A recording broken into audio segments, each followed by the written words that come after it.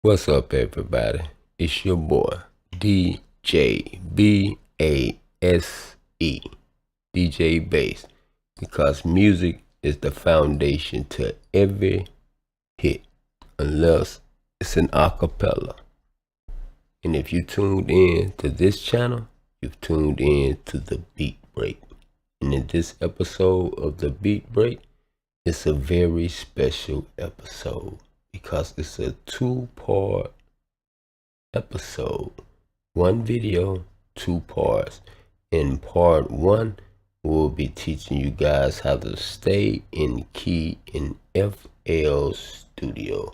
But wait, not just FL Studio, but we'll be teaching you all how to stay in key no matter what DAW you're working in, thus improving your keyboard controller playing skills.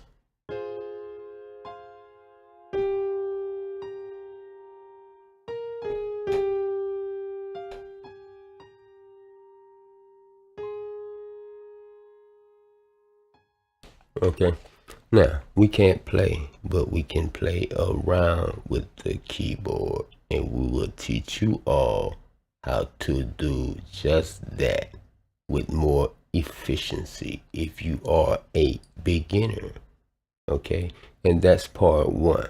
In part two, we'll be breaking down a beat that we have already composed, and we'll be teaching you certain techniques that you can use in order to begin to compete with what you hear on the radio, but not just what you hear on the radio, but to be able to make music that you yourself can enjoy and people in your circle, thus increasing the likelihood of you producing more income. And on that note, we will proceed with part one, keeping you in key in FL Studio. All right. Okay. And here we go. And for you FL Studio people, when you open up FL Studio and go into your piano roll, this is how to look. You see a standard keyboard. Okay. You see the octaves grayed out. Okay. And you'll see a note highlighted on the octave. Okay. And it'll be C by default. We will have to change this in order for this to work. We go into view. We go into key labels.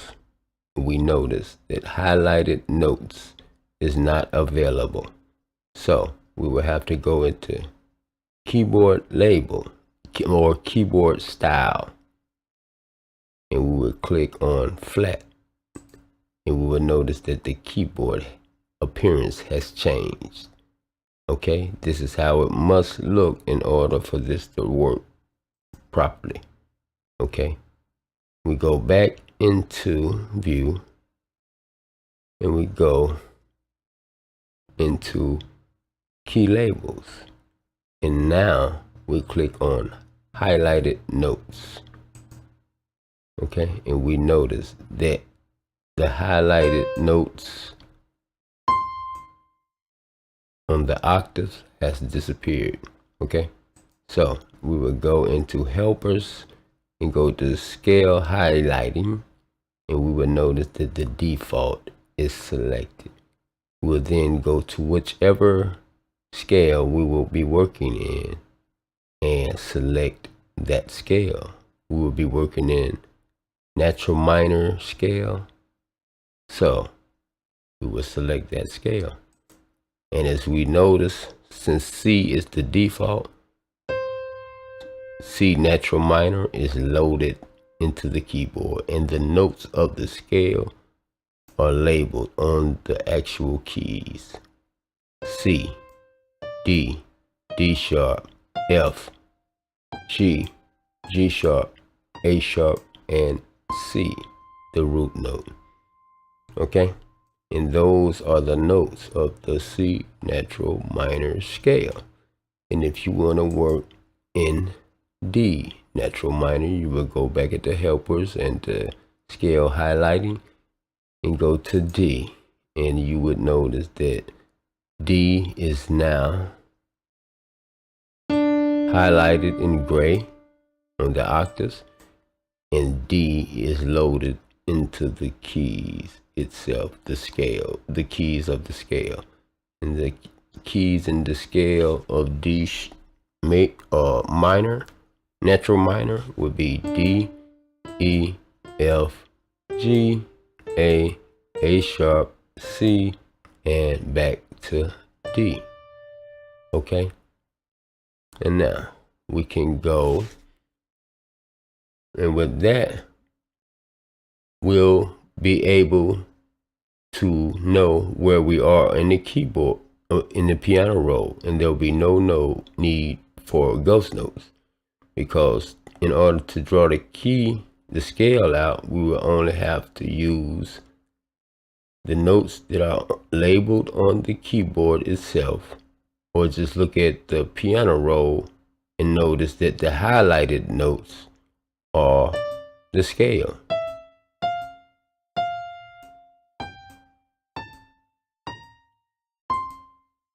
And we can just click on those notes and know that we're playing the scale and we are in key.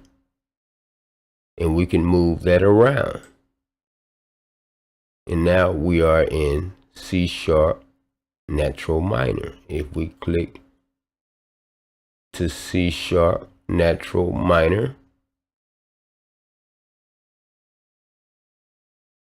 those notes would fit because we are in the scale. And those notes fit no matter where you go because of the code, because of scales are written to codes. The natural minor scale has a code, okay? And that code would be, pardon me,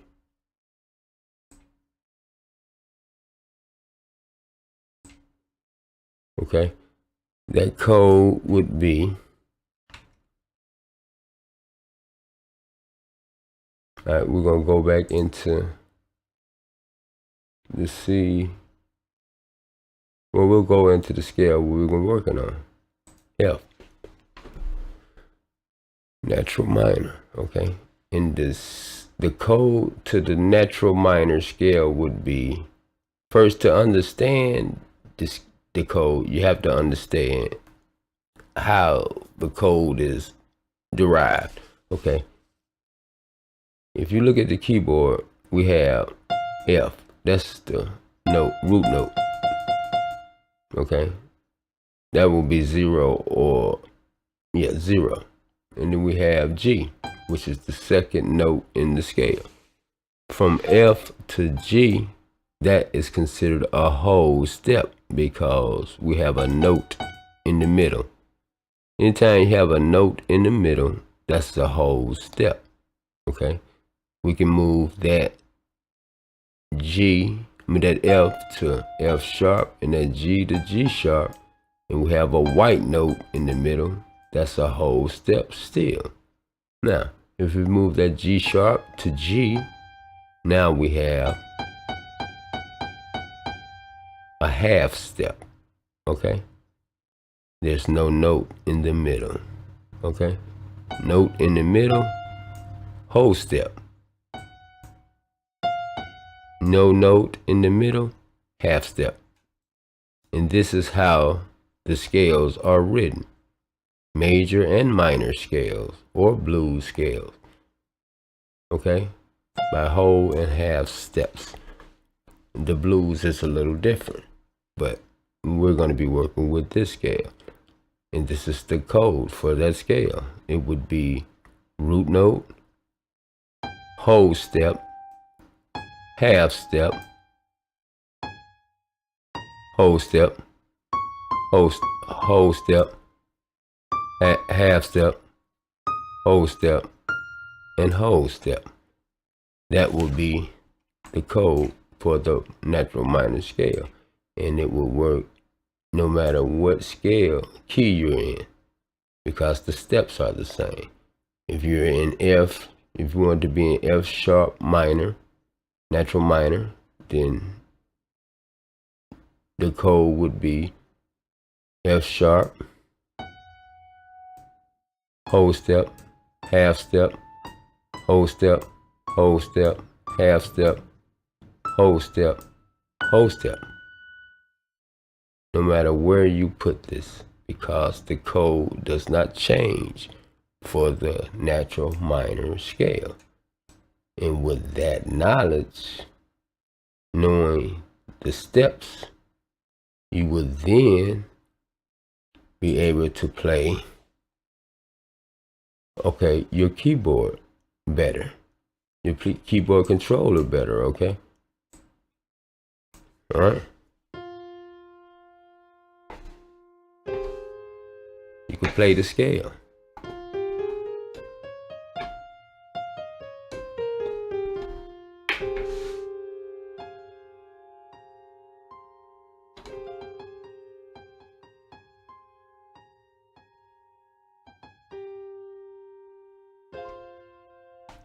Okay? And you can begin to play around. All right? And to build chords, you have to understand what a chord is. A chord is two or more notes played simultaneously. That's a chord, okay?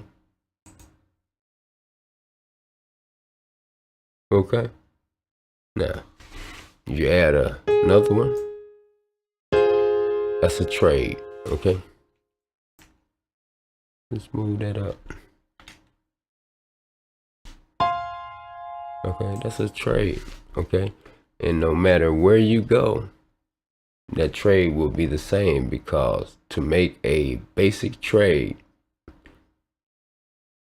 you will use the first, third, and fifth degree of the scale. And if you look, you have 1, 2, 3, 4, 5, 6, 7.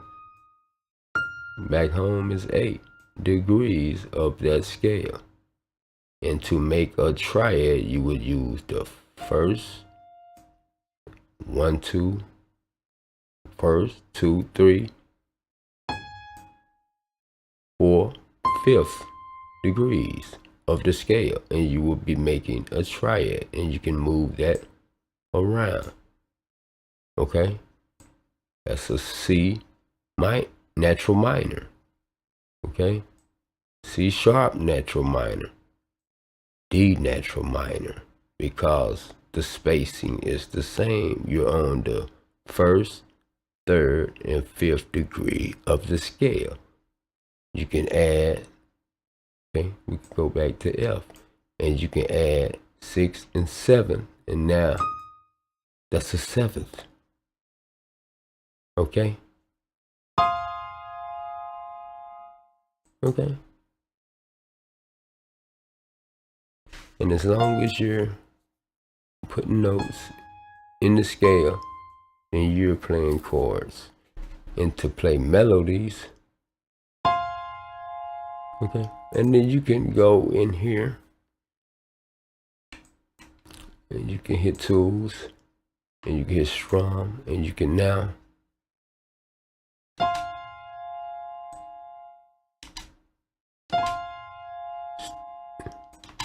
stagger that, okay? Strum, okay? And maybe you move that up a little bit, okay? And now you have chords, okay? Throw in another F, you got a bass note, okay? Throw another F in, you got an octave for a bass note, okay? Okay, now you can throw your melody. When it comes to melodies, you just follow the chords. And this is where ghost notes come in, because once you drawing your chords out, the ghost notes automatically appear. And you would just write your melody in those notes. Now, I don't know how this is going to sound. We're just showing you an example of how you do the melodies according to the chords. Boom. And now you have a melody. Yeah. Okay. We just did that. We just put basically anything in there. I didn't know what that was going to sound like. But you see how you make the melody according to the chord. And as the chord changes, okay, the melody changes. Okay.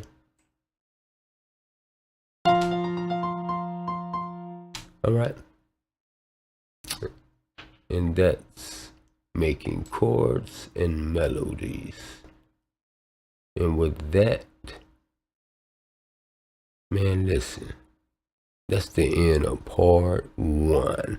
And if you like that, if you learned anything, and by the videos I've seen, man, you learned something. So listen, like, share, comment, and subscribe to your boy channel, man. Okay? And with that, we're going to proceed to part 2. And that is, we're going to break this track down.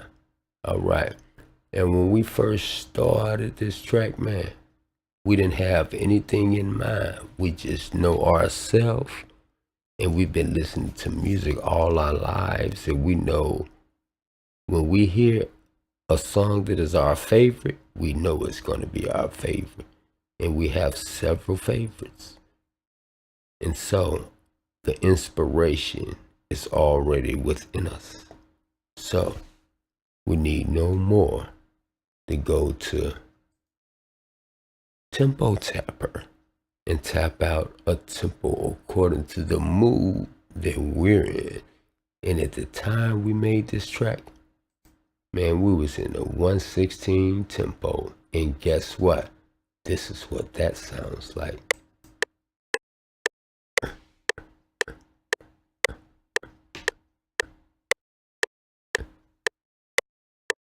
And I know that sounds simple, but man, that metronome is very important. That's the backdrop to everything you do. We know how to stay in key, but now we're going to keep time with the metronome, okay? Boom. And for all you beginners, man, if you're ever stuck and don't know where to start, I'm going to show you. You start right here. Okay, with a snare, okay, a simple snare. And this is the snare we chose, okay? And we chose the snare, we like that ring, okay? It ain't too hard. We don't want that snare to be overpowering, okay? So boom. Oh, my bad. We chose that snare, okay? And we just dropped it on the 3. If you're ever stuck and wondering what to do, newbies, okay, just drop it on the 3. 1, 2, 3, 4. 1, 2, 3, 4. 1, 2, 3, 4. 1, 2, 3, 4. And that's it. Or you could drop it on the 3 and the 7. 1, 2, 3, 4, 5, 6, 7, 8. 1, 2, 3, 4, 5, 6, 7, 8. Depending on how you want to count it out, man.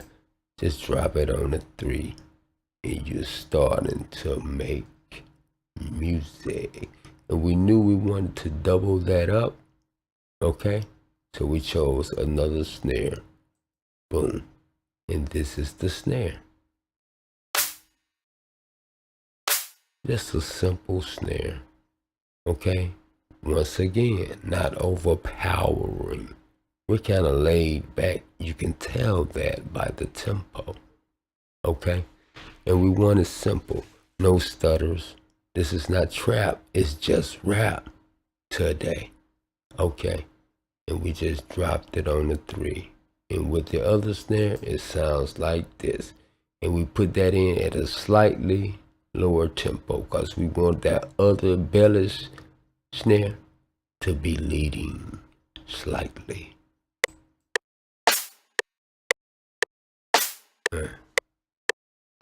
Yeah. Why not?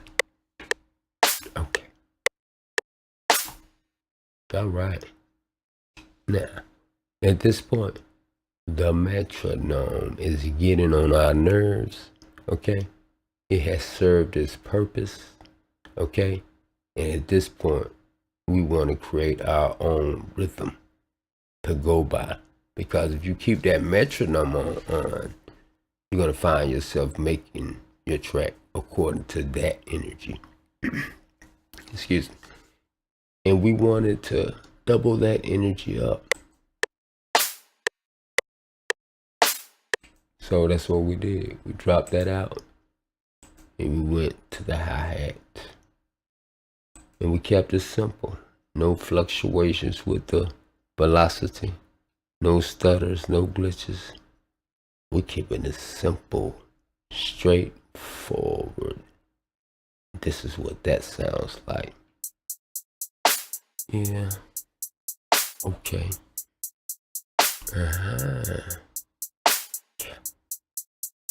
Why not?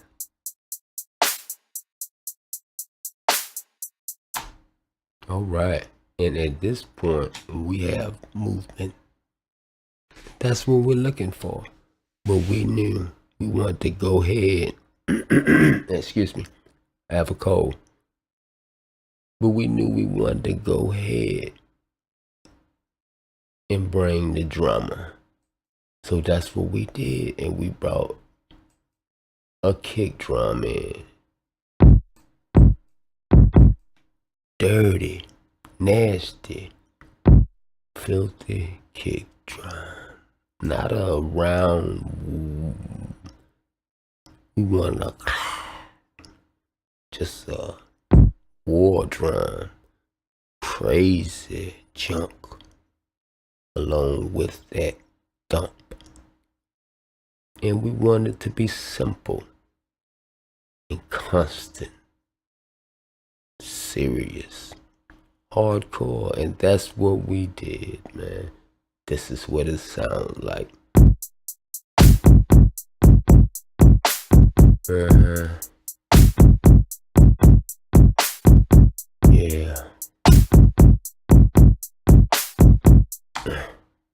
Man. And at this point, we like, that's hard. I mean, hard. So we knew we wanted to soften that up a little bit. So we went to, guess what? Guess where we went? Boom. We went to a crash. All right. And we dropped it on the 1 and the 3. That second snare. And this is what that sounds like. Okay.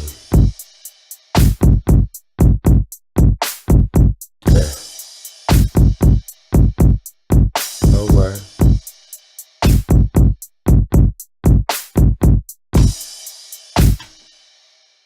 All right, man. At this point, we're like, okay.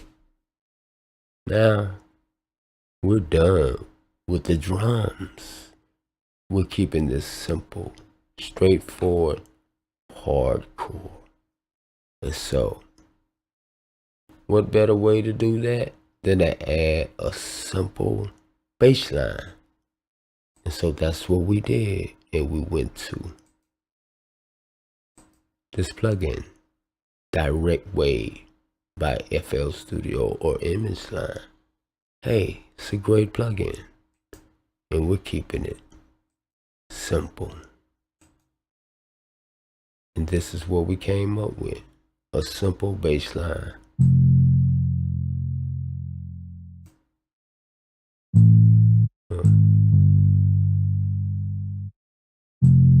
Okay, 4 little notes.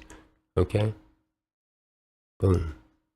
The first, second, and third degree of that scale, and that's it. And with the drum track, it sounds like this. Say what? All right.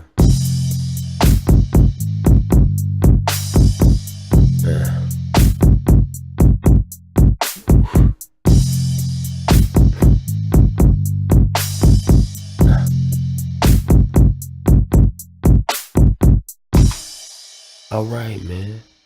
To me, I can go in now because listen, man. You take the track out, the drums out, the matter of fact, let me just do that. Let me just take the kick out for a minute. Okay.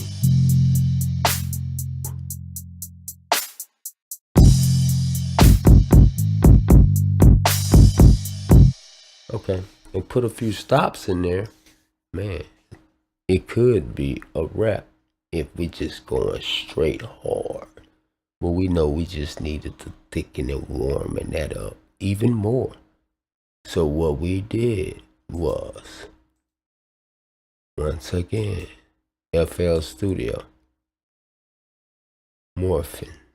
And we just morphed into a nice bass sound. Because FL Studio is good with the organic bass. And we picked this sound. And it's a bassy sound, but it's different than the first one. Okay? So we just wanted to warm that up with this. And there's just a little bit more going on with that. Just a little something different. Spacey. Okay? And as you see, with that first melody, we had 3 notes, as you can see by the ghost notes, 4 notes. And we elongated that 4th note, and that was it. But for this one, we shortened that 4th note, and we added 2 more notes to just give it a little more interest.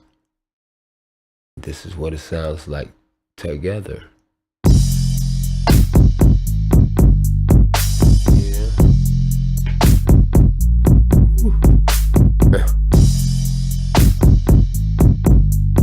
Alright. So at this point, like I said, man, we could go in, you know? But we knew it needed just a little more energy. Okay? So, we did that. We gave it more energy. And this time we went outside the box. And we picked this instrument, which is a great plugin. And we'll go in detail with this plugin in a later video. But for this one, we just chose this sound. Okay, this memory brass. Alright? And as you can see,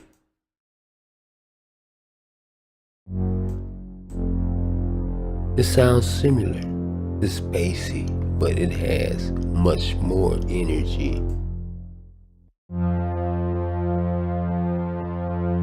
And we felt this is exactly what we needed. Because you got to look at it. When you present this beat to someone, you got to leave room for the artist. And like I said, we're going for hardcore here. And if you get with an artist, he gonna add those spices, that salt and pepper, the car doors slamming, the wheels squealing off, the girl laughing, you know, whatever, gunshots. I'm not into that unless I'm with an artist and he want to complete this track with me. But for this demonstration, We're giving you a basic blueprint. Okay, and so we added this energy, and here's what it sounds like with the rest of the track.